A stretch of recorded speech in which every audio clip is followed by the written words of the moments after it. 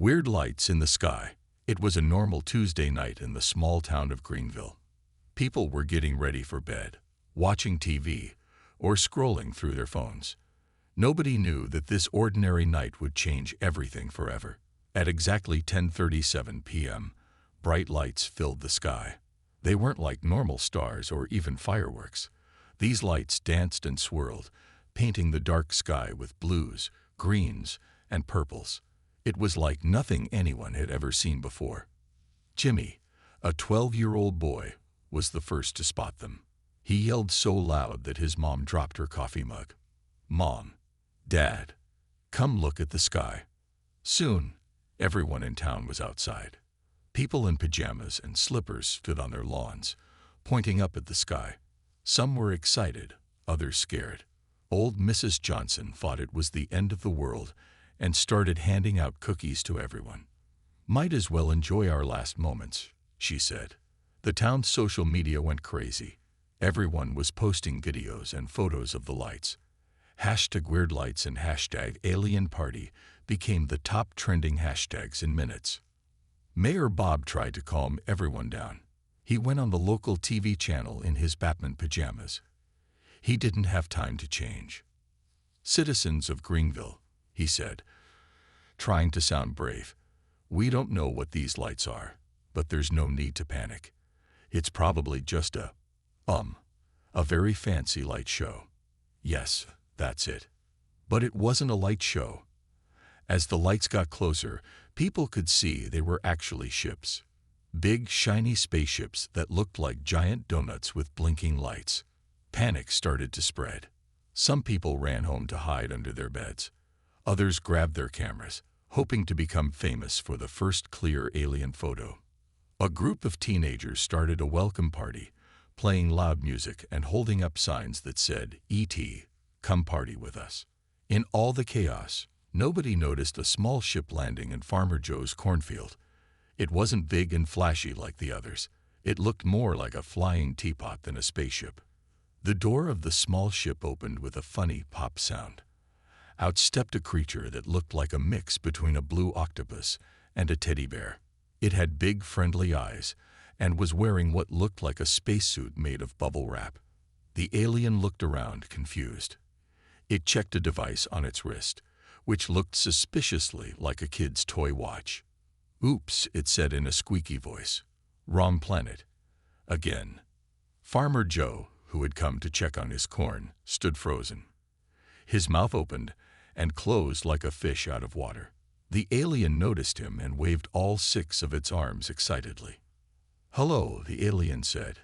"I'm Blorp. I'm a bit lost. Is this the way to the Galactic Council meeting?" Farmer Joe fainted right there in the cornfield. Blorp waddled over to the unconscious farmer, looking worried. "Oh dear," it said. "I hope I didn't scare the poor thing." It pulled out a device that looked like a glittery pen and waved it over Farmer Joe. The farmer woke up instantly. "Wah, what are you?" Farmer Joe asked, his eyes wide with fear and wonder. "I'm a Zorblex from the planet Gloob," Blorp said proudly. "I'm on my way to my first Galactic Council meeting. It's very exciting. All the important aliens will be there." Farmer Joe's fear started to turn into curiosity. "Galactic Council. There's a council for the whole galaxy." "Oh yes," Blorp nodded enthusiastically. "They make all the big decisions for the galaxy, like which planets to invite to join, and where to hold the annual Cosmic Curio contest." Just then, they heard sirens. The town's police car, yes, just one, was racing towards the farm, its lights flashing. "Oh no," said Blorp. "I'm not supposed to talk to species that aren't part of the council yet. I'll get in big trouble." It started to waddle back to its ship. "Wait," called Farmer Joe. "Will you come back?" Blorp paused at the door of its ship. "I shouldn't. But I like you Earth creatures. You seem fun. And your plants smell nice." It pointed at the cornfield. "I'll try to visit again, but don't tell anyone about me, okay? It's supposed to be a secret." With that, Blorp's ship took off, making a sound like a giggling baby. It zoomed up to join the other ships, which were now forming a giant smiley face in the sky. As the police car pulled up, Farmer Joe stood alone in his cornfield. He watched the lights in the sky, a big smile on his face. He had a feeling that life was about to get very, very interesting. The next morning, the whole town was buzzing with excitement. Everyone was talking about the light show in the sky. Some people said it was aliens, others said it was a secret government project. A few even thought it was a very ambitious marketing campaign for a new energy drink. Nobody believed Farmer Joe when he tried to tell them about Blorp. They just patted him on the back and said he must have had some bad corn. But Joe knew what he had seen. And as he looked up at the sky, he wondered when the funny little alien might return and what adventures it might bring. Little did he know, this was just the beginning. The Galactic Council had noticed Earth, and things were about to get very interesting indeed. As the sun rose on a new day, the people of Earth went about their normal lives, unaware that they were now part of something much bigger. The stage was set for an adventure that would change the fate of the entire galaxy, and it all started with some weird lights in the sky. Not so friendly aliens. A week had passed since the weird lights appeared over Greenville. Life was almost back to normal, except for one thing. Everyone was looking up at the sky more often, just in case. Farmer Joe hadn't said a word about Blorp. He kept his promise, but he couldn't stop thinking about the friendly alien. Every night, he sat on his porch, hoping to see that teapot-shaped spaceship again. On Friday afternoon, everything changed. The sky turned dark, like a storm was coming. But this was no ordinary storm. A massive ship, as big as the whole town, appeared above Greenville. It looked like a giant, angry octopus made of metal. A booming voice filled the air. It was so loud that car alarms went off and windows shook. "People of Earth," the voice said, "I am Zorgax, Supreme Commander of the Galactic Council. Your planet has been chosen. Rejoice." People ran out of their houses, stores, and schools. They all stared up at the sky, mouths open. Some people cheered, thinking this was good news. Others weren't so sure. Mayor Bob, still in his Batman pajamas, he really liked them, grabbed a megaphone. "Mr. Zorgax, sir," he said, his voice shaking, "what exactly have we been chosen for?" The giant ship's lights blinked, and a beam shot down to the town square. A figure appeared in the light. It was tall, green, and had more arms than anyone could count. This was Zorgax, and he did not look friendly. "You have been chosen," Zorgax said, his voice now less boomy but still scary, "to join the Galactic Council. You should be honored. Most species don't get invited. They get removed." The way he said "removed" made everyone shiver. Mayor Bob tried to smile. "That's great news. But what if we don't want to join?" Zorgax's many eyes all blinked at once. "Not join? Impossible. You will join, or your planet will face consequences." In the crowd, Farmer Joe felt his heart sink. This wasn't the friendly alien meeting he had hoped for. He thought about Blorp and wished the funny little alien was here instead of this scary Zorgax. "You have 24 hours to prepare your leaders for departure," Zorgax continued. "They will come with us to the council. Earth will then follow all council rules. No exceptions." With that, Zorgax disappeared in a flash of light. The giant ship stayed in the sky, a constant reminder of the alien ultimatum. Panic spread through Greenville. People started arguing about what to do. Some wanted to fight back. Others wanted to hide. A few even started packing bags, ready to go with the aliens. The town hall was packed for an emergency meeting. Mayor Bob, who had finally changed out of his pajamas, tried to keep order. "People, please calm down," he shouted. "We need to think this through." Different people stood up to speak. Mrs. Johnson, the cookie lady, suggested baking the aliens a giant welcome cake. "Maybe they're just hangry," she said. Nobody laughed. Mr. Thompson, the high school science teacher, had another idea. "We should show them how smart we are," he said. I propose a science fair. Surely advanced aliens will appreciate our knowledge of, volcanoes made with baking soda. But it was Jenny, a 15-year-old gamer, who surprised everyone. We need to outsmart them, she said. In my games, when a big boss shows up, you don't fight head-on. You find their weakness. The room went quiet. Then people started nodding. Mayor Bob looked thoughtful. But how do we find their weakness? He asked. That's when Farmer Joe finally spoke up. I think I might know someone who can help, he said quietly. All eyes turned to Joe. He took a deep breath and told them about Blorb. At first, people didn't believe him. But as he described the friendly alien and its talk about the Galactic Council, people started to listen. If we can contact Blorb, Joe said, maybe we can learn more about these aliens and the Council. Maybe we can find a way out of this mess. The room erupted in excited chatter. It wasn't much, but it was a plan. A crazy plan, but still a plan. Mayor Bob banged his gavel. All right, folks, here's what we're going to do.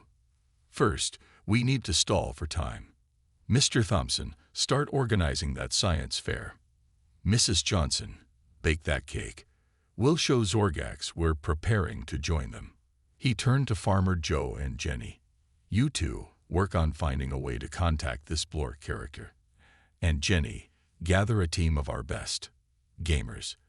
If we need to outsmart aliens, I have a feeling we'll need all the creative thinking we can get. As the meeting ended, people left with a mix of fear and hope. The giant ship still loomed in the sky, a constant reminder of the danger they faced.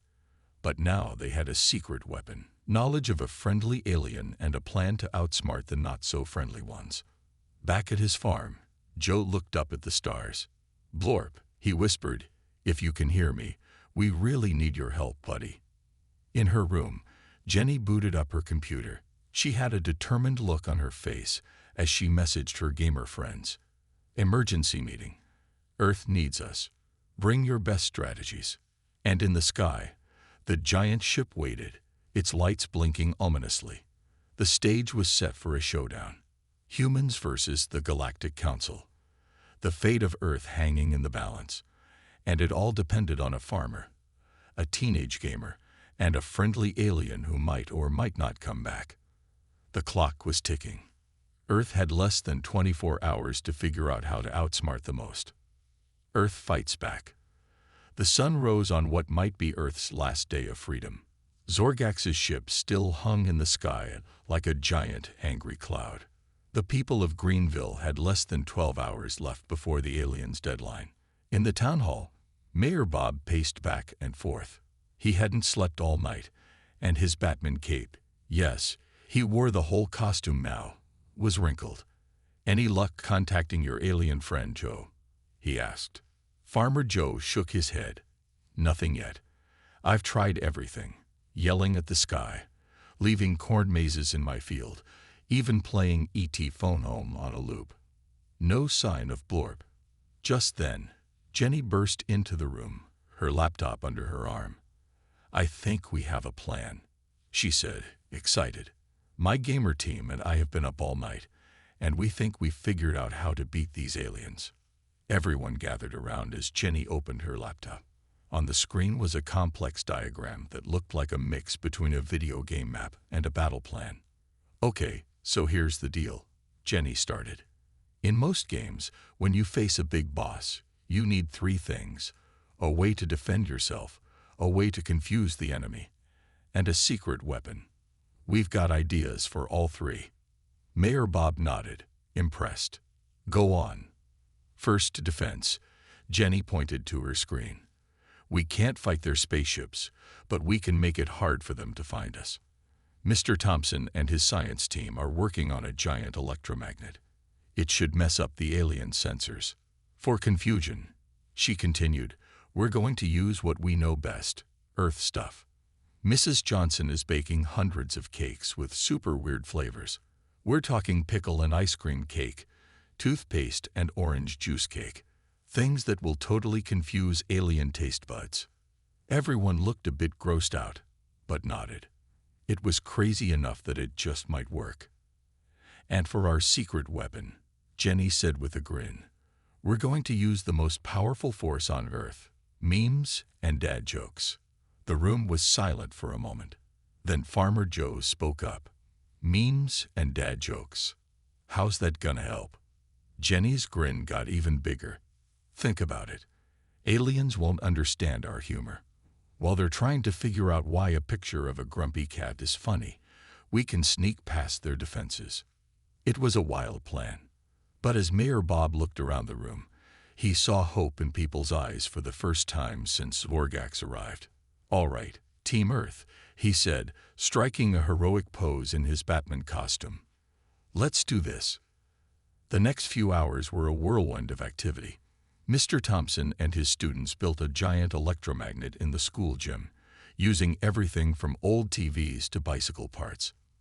Mrs. Johnson's kitchen looked like a cake factory exploded, with weird smells wafting through the whole town. Jenny and her gamer team set up the meme headquarters in the library. They collected thousands of memes and dad jokes, ready to unleash them on the unsuspecting aliens. As the deadline approached, everyone gathered in the town square. The giant alien ship started to glow, ready to beam down Zorgax. Mayor Bob stepped forward, dressed in his Batman costume, Mrs. Johnson's weirdest cake in his hands. Remember the plan, he whispered.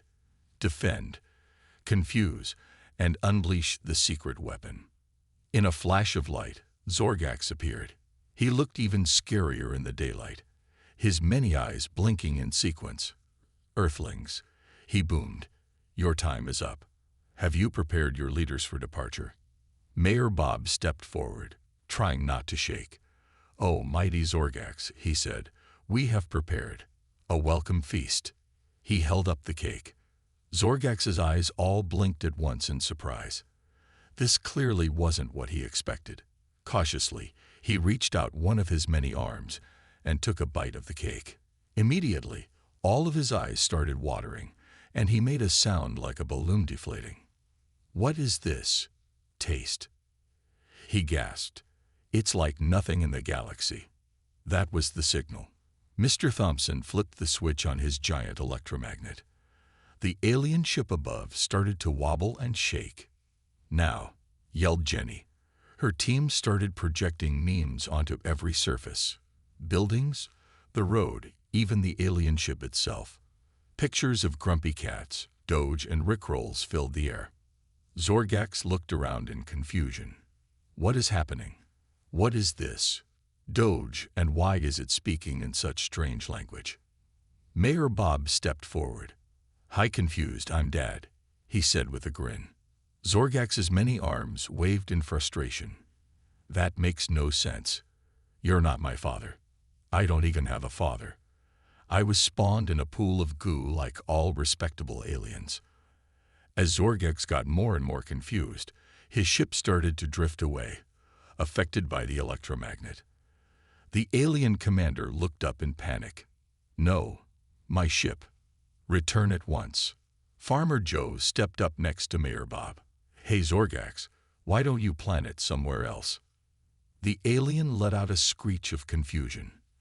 Enough. I cannot comprehend your strange Earth ways. This planet is too weird for the Galactic Council. With a final frustrated wave of his arms, Zorgax beamed back up to his ship. The massive spaceship wobbled a bit more, then shot off into space, leaving behind a trail of glitter. Apparently, advanced alien ships run on glitter. For a moment, everything was quiet. Then, slowly, a cheer started to build. It grew and grew until the whole town was celebrating. They had done it. Earth had fought back and won.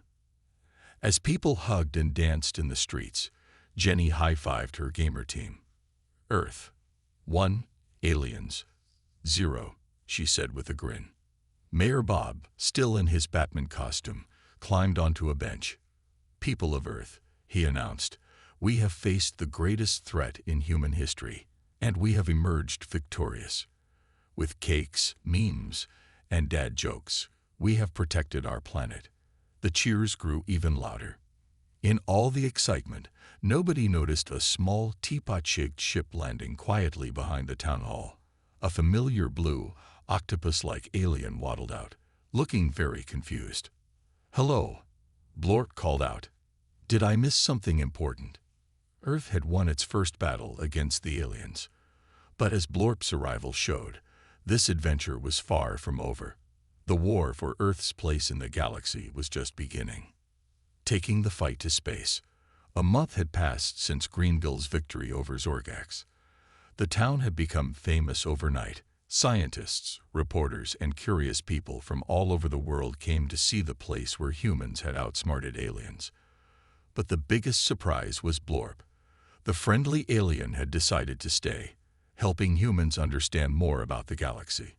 He lived in Farmer Joe's barn, which was now guarded by the military, who were more interested in Blorp's stories than keeping him secret. One sunny morning, Blorp waddled into the town hall, looking worried. Mayor Bob, still in his Batman costume. Farmer Joe, Jenny, and other town leaders were there.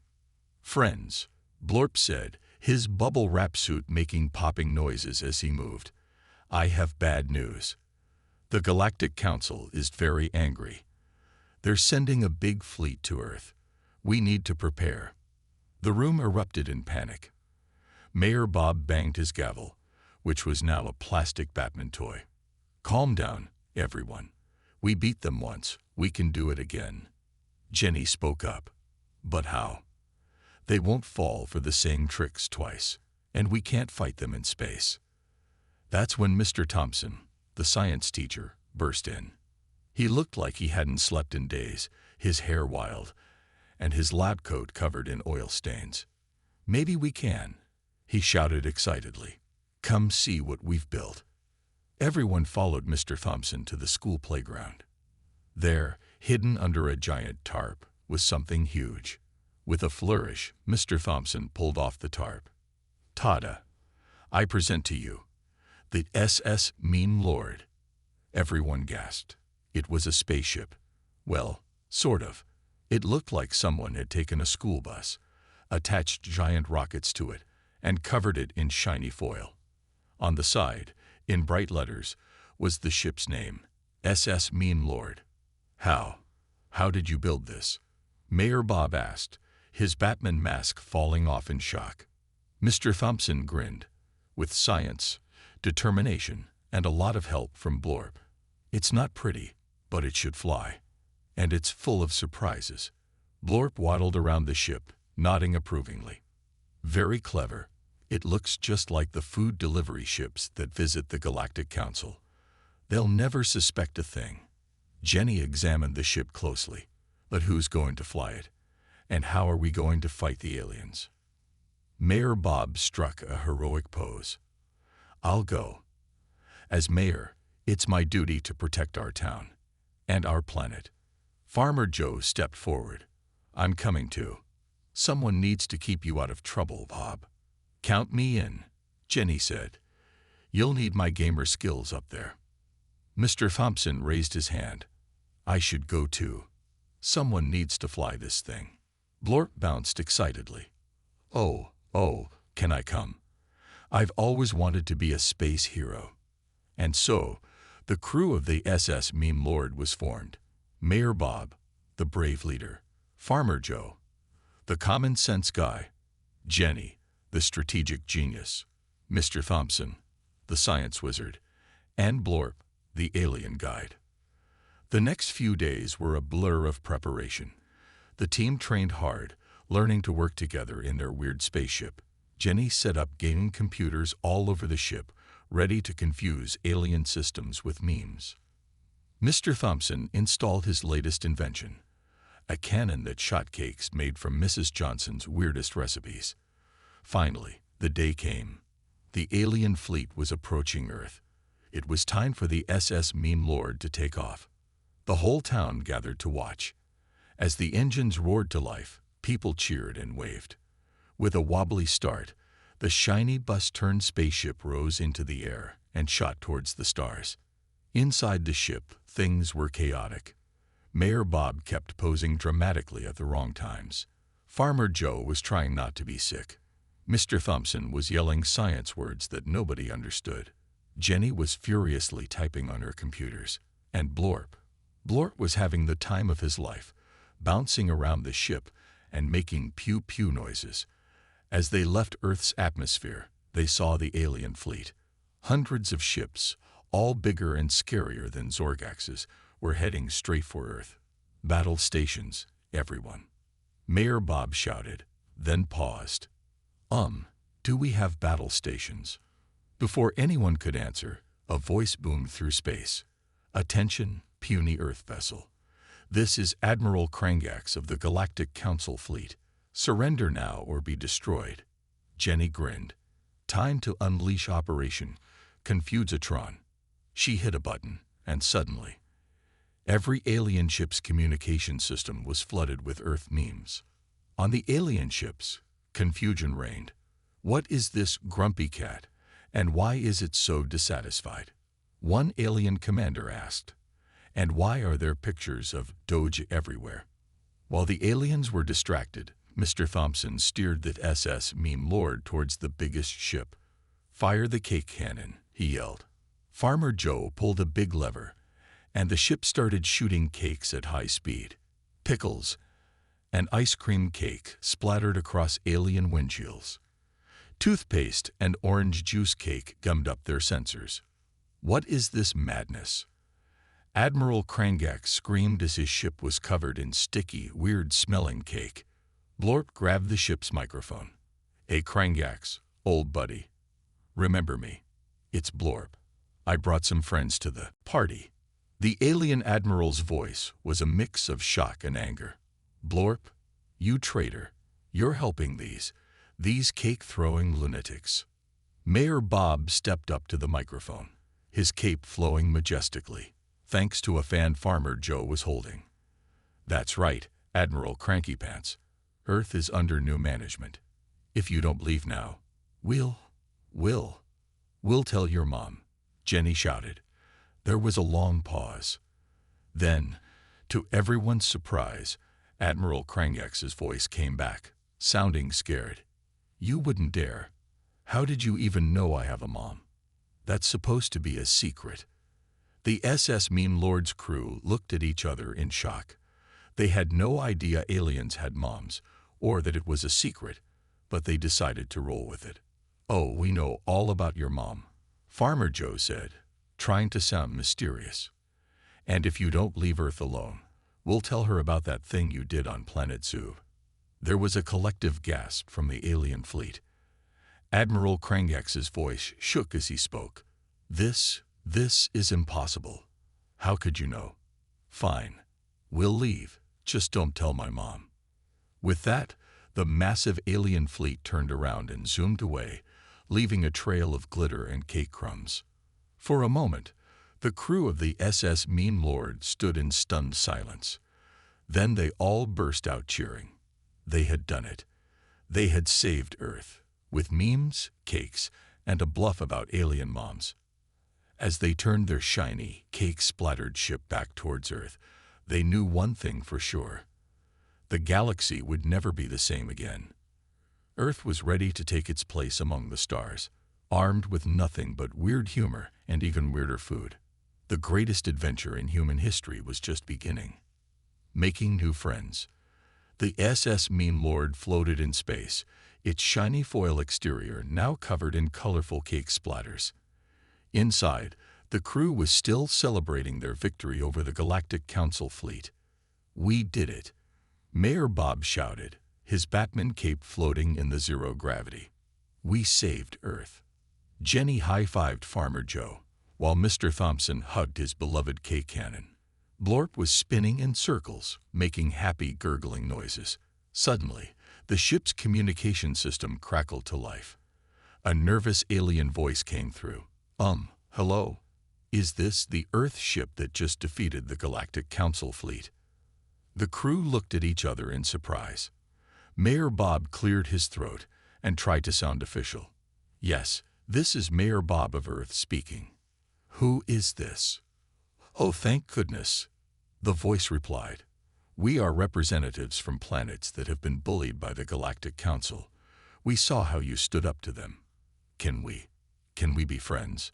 Before anyone could respond, more voices joined in. Soon, the SS Meme Lord was flooded with messages from aliens all over the galaxy. They all wanted the same thing: to be friends with the crazy humans who weren't afraid of the Galactic Council. "Well, I'll be a monkey's uncle," Farmer Joe said, scratching his head. "Looks like we're popular now." Jenny's eyes lit up. "You know what this means. We should throw a party. The big space party for all our new alien friends." Everyone loved the idea. Even Blorp, who was usually confused by human customs, nodded enthusiastically. "Oh yes, a party. We can introduce them to the wonder of your Earth snacks." And so, Operation Space Party began. The SS Meme Lord sent out invitations across the galaxy, inviting aliens to the first annual Intergalactic Friendship Fiesta. Back on Earth, people worked day and night to prepare. Mrs. Johnson baked mountains of cakes and cookies. Mr. Thompson and his science team built a giant disco ball that could be seen from space. Jenny and her gamer friends created a playlist of Earth's greatest hits, ready to introduce aliens to the wonders of human music. On the day of the party, thousands of alien ships arrived near Earth. They came in all shapes and sizes. Some looked like giant jellyfish, others like floating pizzas. The SS Meme Lord acted as the welcoming committee. "Welcome, friends." Mayor Bob's voice boomed across space. "Please follow the giant arrows made of glitter. They will guide you to the party location." The party was held on the moon. It was the perfect spot, close to Earth but with plenty of room for all the alien visitors. As the guests arrived, their eyes, or eye stalks, or sensing tentacles, widened in wonder. The moon's surface was transformed. A massive dance floor glowed with rainbow lights. Food stalls offered everything from pizza to Mrs. Johnson's famous weird flavor cakes. There was even a giant screen showing a loop of Earth's funniest cat videos. At first, things were a bit awkward. The aliens weren't sure what to do. But then, Farmer Joe had an idea. He grabbed a microphone and shouted, "Who wants to learn the chicken dance?"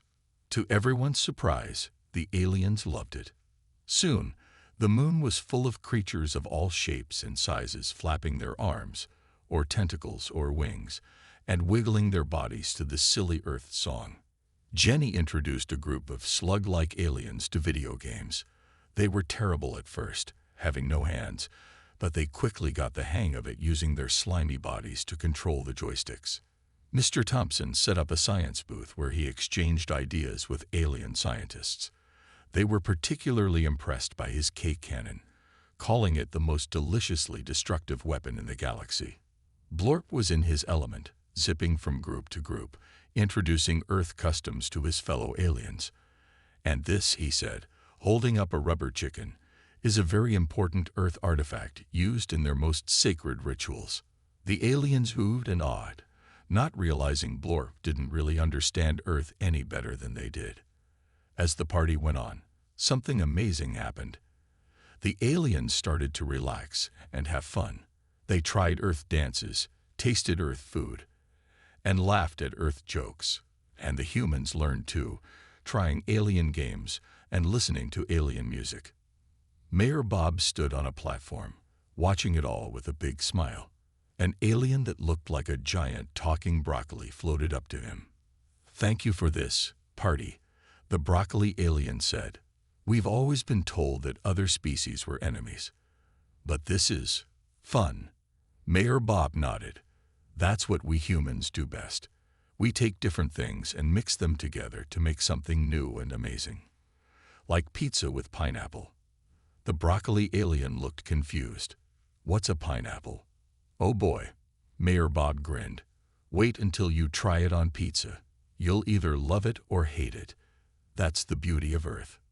As the party reached its peak, Jenny had one more surprise. She launched a massive fireworks display. The sky above the moon exploded with colors and shapes, spelling out, "Welcome to the Galactic Earth." in 100 different alien languages. The aliens watched in awe. Many of them had never seen anything like it. Cheers and alien sounds of appreciation echoed across the moon's surface. At that moment, Earth truly became part of the galactic community, not through fear or force, but through friendship, fun, and really weird snacks. As the party wound down, aliens and humans exchanged contact information, promising to stay in touch. The galaxy had changed forever, and it was all thanks to a small town on Earth that wasn't afraid to be a little weird. The SS Meme Lord's crew looked at each other, tired but happy. They had saved Earth, defeated the Galactic Council, and now made friends across the universe. So, Farmer Joe said, munching on a piece of pizza, "What do we do next?" Mayor Bob struck a heroic pose, his cape floating in the low gravity. "Next. Why, we explore the galaxy, of course. Our adventure is just beginning." And with that, Earth's greatest adventure continued, full of new friends, new worlds to explore, and plenty of cake to go around. The Big Showdown. 6 months had passed since the Great Space Party. Earth was now a popular spot in the galaxy. Aliens of all shapes and sizes visited to try pizza, watch cat videos, and learn the Macarena. But not everyone was happy about Earth's new fame. The Galactic Council, still angry about being defeated by memes and cake, had been plotting their revenge. One quiet Tuesday morning, as Farmer Joe was teaching a group of slug aliens how to milk cows, the sky turned dark. A massive ship, bigger than anything they'd seen before, appeared above Earth. It looked like an angry octopus made of metal and lasers. A booming voice echoed across the planet. "Pitiful Earthlings. I am Emperor Saxon, Supreme Ruler of the Galactic Council. Your time of foolishness ends now." In Greenville, Mayor Bob, still in his Batman costume, called an emergency meeting. The crew of the SS Meme Lord gathered quickly. Farmer Joe, Jenny, Mr. Thompson, and Blorp. "This is bad," Blorp said, his bubble wrap suit popping nervously. "Emperor Saxon is the biggest, meanest alien in the galaxy. He once ate a whole planet because they forgot his birthday." Jenny cracked her knuckles. "Well, he hasn't met Earth yet. We've got a few tricks up our sleeves." Mr. Thompson nodded. "I've upgraded the SS Meme Lord. It's now twice as shiny and 3 times as weird." Mayor Bob struck a heroic pose. "Then it's settled. We'll face Emperor Saxon in space. For Earth." As they prepared to leave, Mrs. Johnson rushed in with a huge cake. "Take this," she said. "It's my new recipe. Super spicy surprise cake. It might come in handy." The SS Meme Lord took off, ready for the biggest fight yet. As they approached Emperor Saxon's ship, they saw it was surrounded by hundreds of smaller ships. "Puny Earthlings," Saxon's voice boomed again.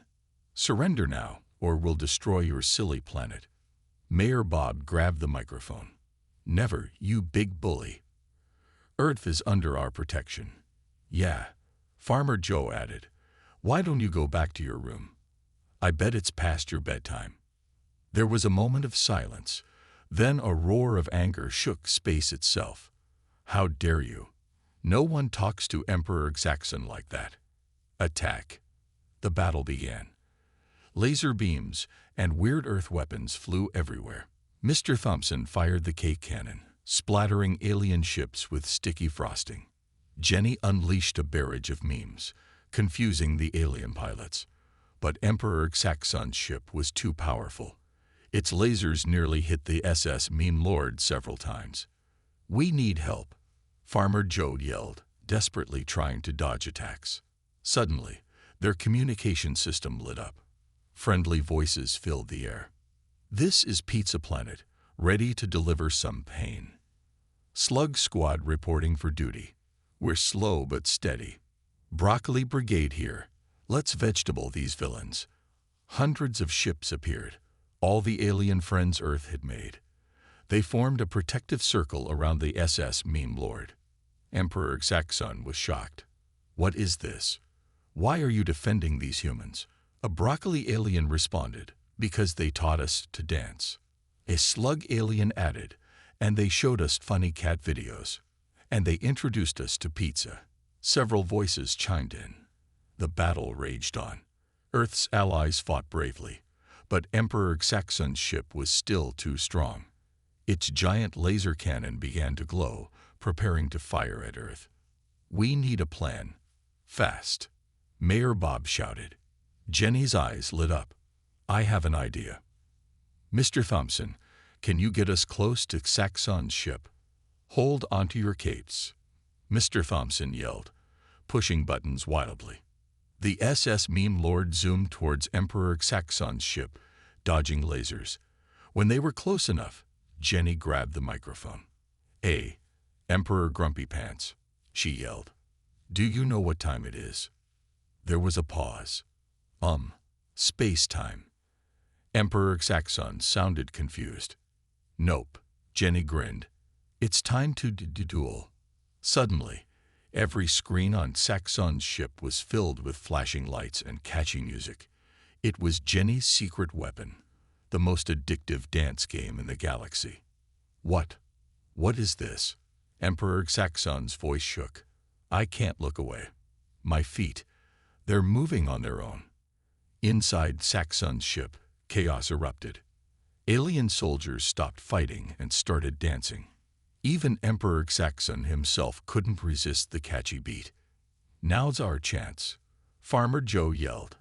He grabbed Mrs. Johnson's super spicy surprise cake and loaded it into the cake cannon. "Fire in the hole," Mr. Thompson shouted, pressing the big red button. The cake flew through space and hit Emperor Xaxon's ship right in the command center. There was a moment of silence. Then, hot, hot, hot. Emperor Xaxon's voice boomed. "What is this devilish Earth food?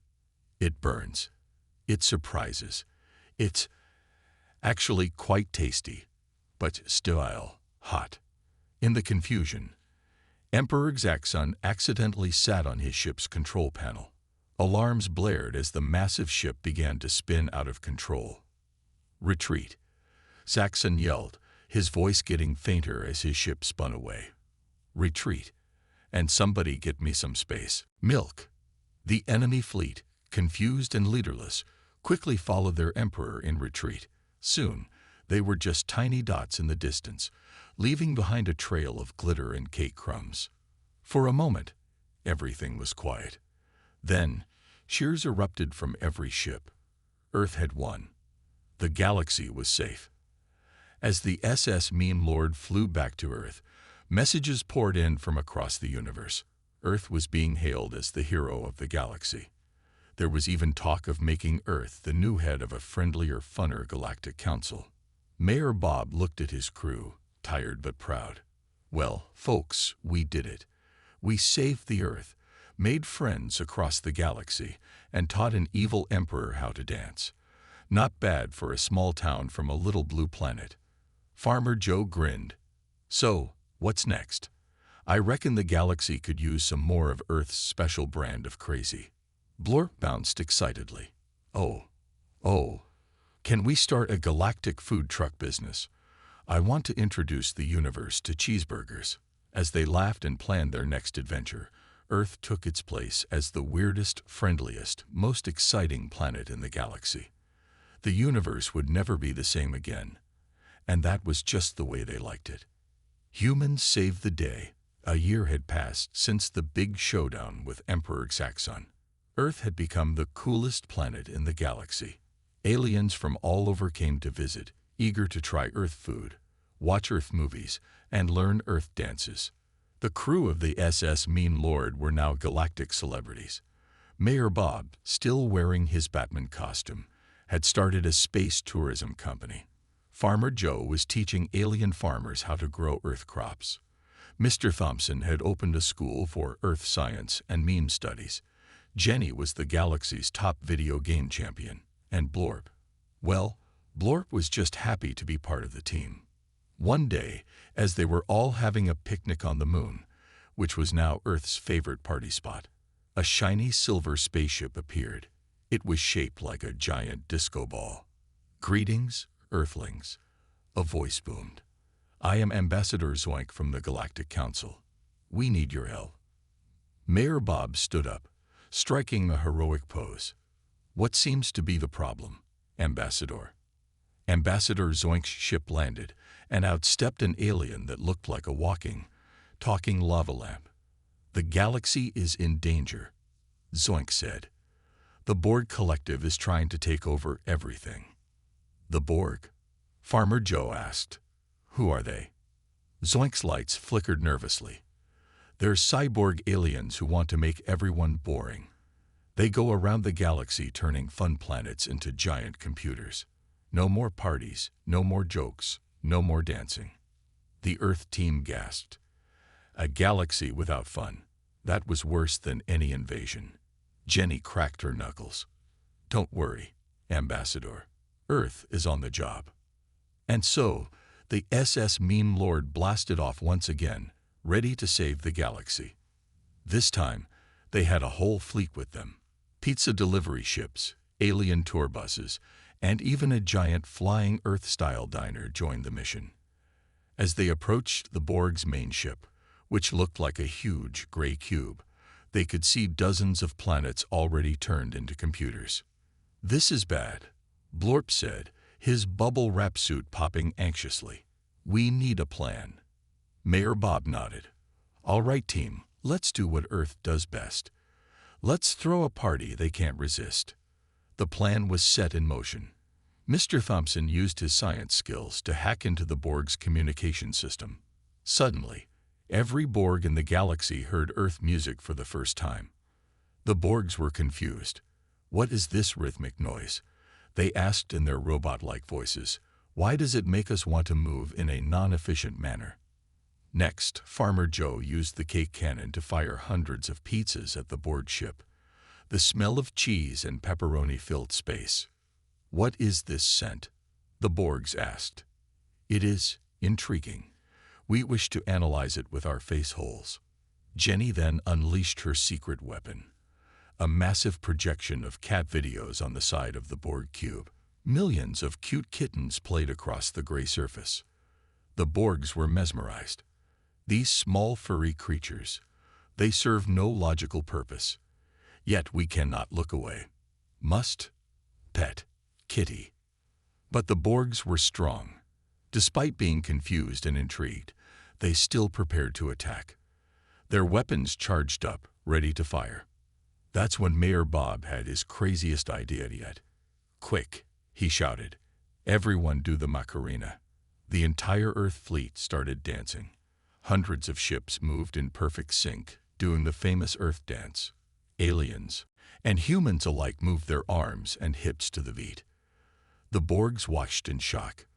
What is this strange movement? It appears inefficient, yet oddly satisfying. Slowly, almost against their will, the Borgs began to move. First one, then another, then hundreds, then millions. Soon, the entire Borg collective was doing the Macarena in space. As they danced, something amazing happened. The Borg's computer parts began to fall off.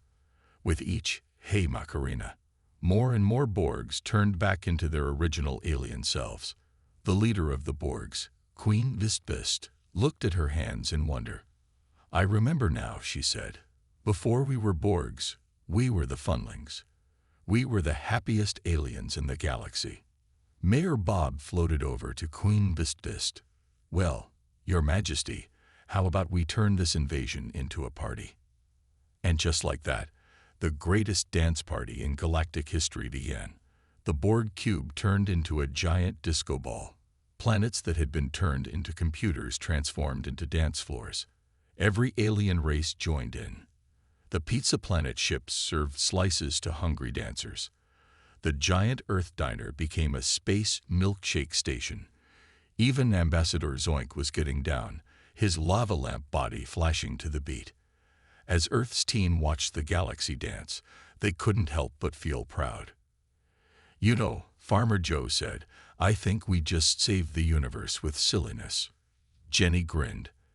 "That's humanity's superpower. We can find fun anywhere, even in the darkest parts of space." Mr. Thompson nodded. "And we're not afraid to be weird. That's what makes us special." Blort bounced happily. "Oh yes, Earth is the best.